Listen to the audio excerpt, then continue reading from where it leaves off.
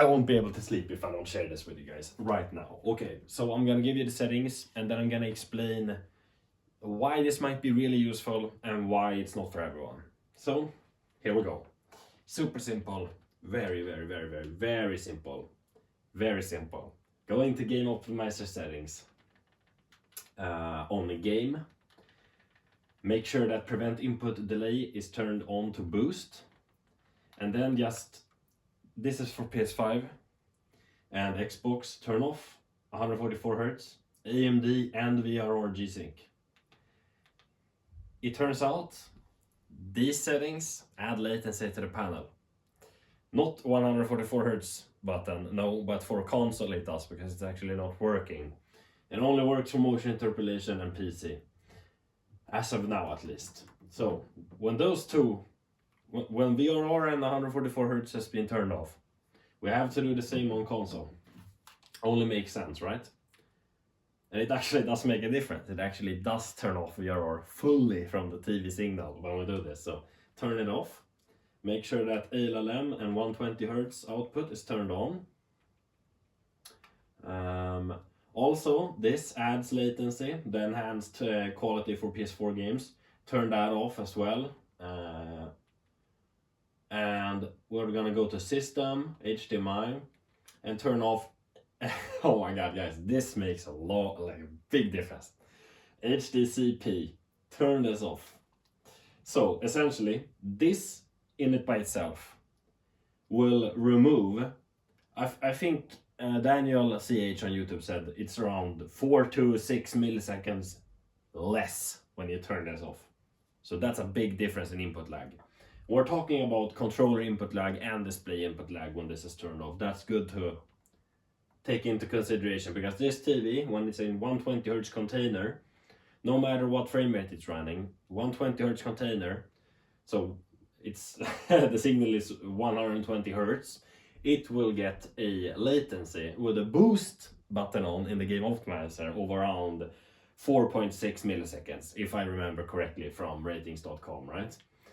But I found out that turning off VRR and turning off VRR on the TV and in the games, and being in 120 Hz container, the latency went down even more. So now, as a person that has been playing with gaming monitors, like actual gaming monitors, I'm talking about like the really good ones, the 240 Hertz mid-range ones that are like super fast, like we're talking 0.5 milliseconds. It doesn't go down to that level, no. But with a controller, I would argue, after you've come down to 1 millisecond, you can no longer feel the difference. This is way lower than what it was before in 120 Hz container, and it feels way better. I've noticed from my testing no screen tearing in any 120 Hz game as of today.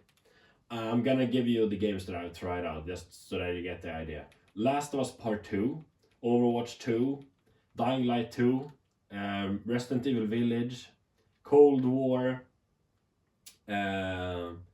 Deep Rock Galactic, Fortnite. I think I tried all of the 120 Hz container games that I have installed. You can see them here on screen. And we didn't get screen tearing at all in any game. At least that was visible on screen. I know I don't sit this close to the screen, it's just for teaching purposes. I sit like somewhere in the middle, from the couch to here. 1/2 meter away maybe. I like to sit close to TV. I think it's cool to inspect the image in that way. Yeah, so if you're a competitive gamer, it's not just you have to do this.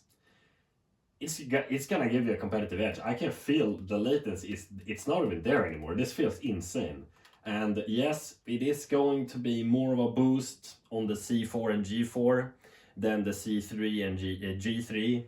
It's gonna be faster because this panel is faster because of the 144 Hz. Even though you're not in that mode, it's still faster natively because this panel is a native 120 Hz TV, the panel, and the C3 and G3 is actually a native 100 Hz panel. It's only 20 Hz, but it's still gonna be faster.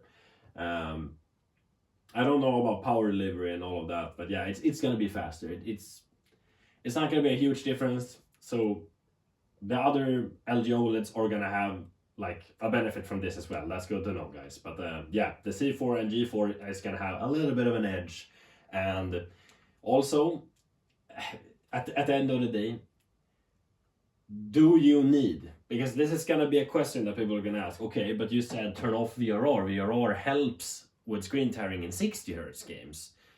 And it's also going to remove the unlocked frame rate. Yes, so this is important. Thanks for asking.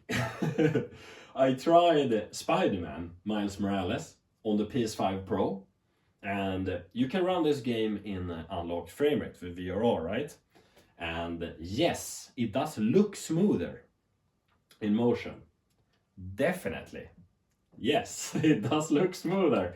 Even though it's running 80 to 90 FPS in the performance mode, it was indeed smoother in motion.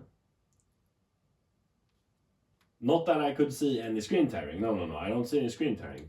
But it's smoother in motion. I visually looked like it was at higher frame rates, because it is at higher frame rates.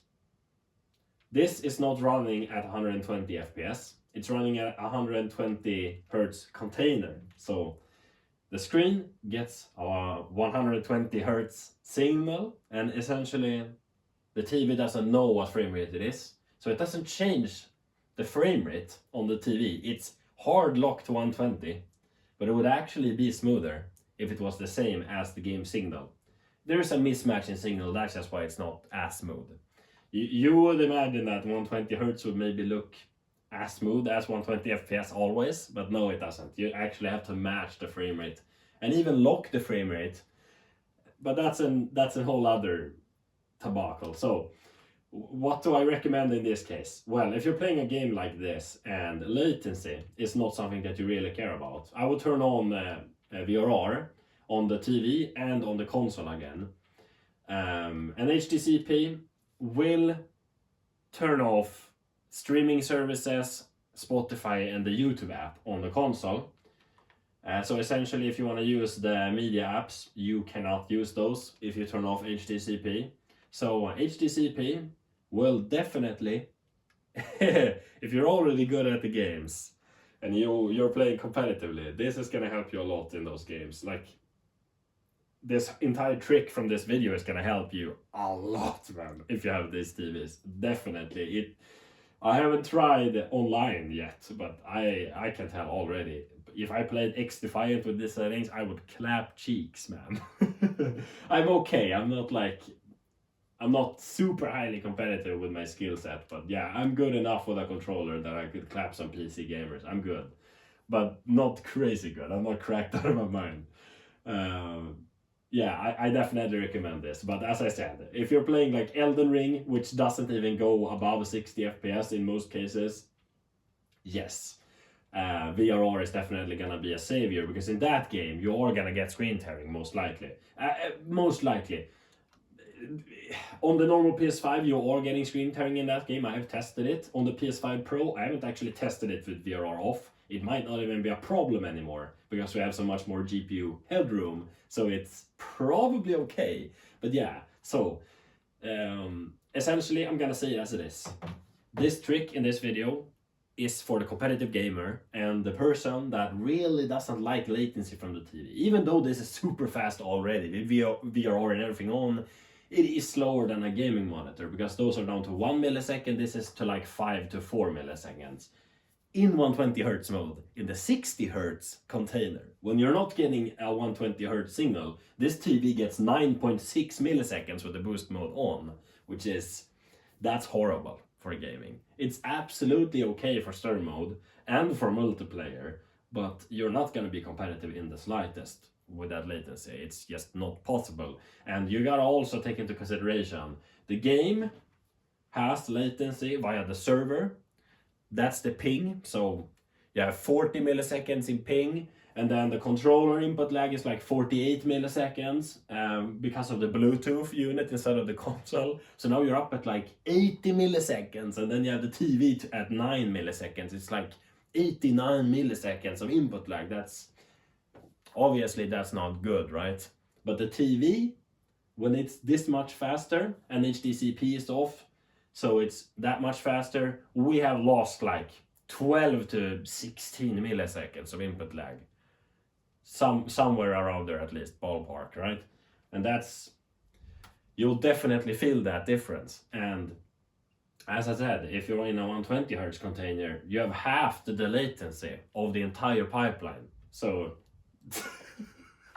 you're not getting 80 anymore, you're getting like 38. Like, you're really halving it, more than half. So yes, it's worth it, definitely. But if you see screen tearing, turn on VRR, because screen tearing is horrible. On the Pro, I haven't experienced any screen tearing. But yeah, so now you know. I'm also gonna give you another really quick tip here. Most of you guys can leave now. But this is for, like, just to make sure that you're not getting any latency extra from the TV. Don't use any AI features. Turn these off, all of them.